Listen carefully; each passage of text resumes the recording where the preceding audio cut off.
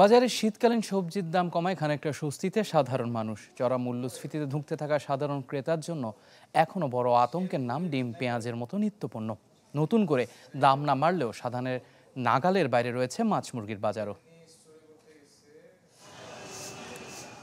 বাজার জুড়ে থরে থরে সাজানো শীতকালীন সবজি। উৎপাদন ও সরবরাহ বাড়ায় কমছে সব ধরনের সবজির দাম। ফুল ও বাঁধাকপি থেকে শুরু করে বেগুন কিংবা কাঁচামরিচ, সপ্তাহ ব্যবধানে সব পণ্যেরই দাম কমেছে কেজিতে 10 থেকে 15 টাকা পর্যন্ত।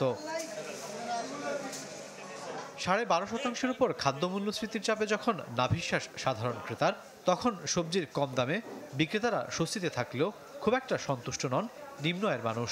বসুন্ধরা ডায়াপেন্ট এখন আরো উন্নত। এই হট এয়ার থ্রো টপ শীত দ্রুত শোষণ করে সোনামণিকে দেয় কোমল অনুভূতি। সিম ছিল গত সপ্তাহে 100-120, এই সপ্তাহে 80 টাকা পাওয়া যাচ্ছে। ফুলকপি ছিল আপনার 60-70, এখন 40-50 হইতে আসছে। শীতকালীন সবজি যা নতুন নামছে, যতই দিন যাচ্ছে ততই দাম কমতেছে। আমাদের কথাটা কেউ শোনে না।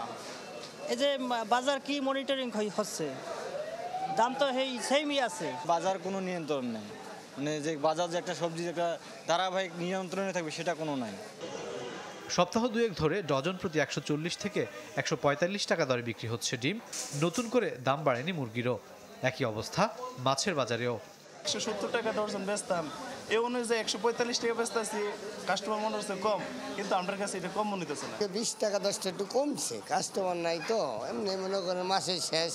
বাজারের লোকজন নাই না, এই মাছের দাম একবারে কম। একবারে আর্মি আছে 300 টাকা, বাটা আছে আমাদের নদীর টাটকিনি, এটা 350 টাকা। বাজারে নতুন আলু আসলেও এখনও সাধারণের নাগালের মধ্যে আসেনি দেশি কিংবা ভারতীয় আলুর দর। রাকিব আল জাবেদ, চ্যানেল 24, ঢাকা।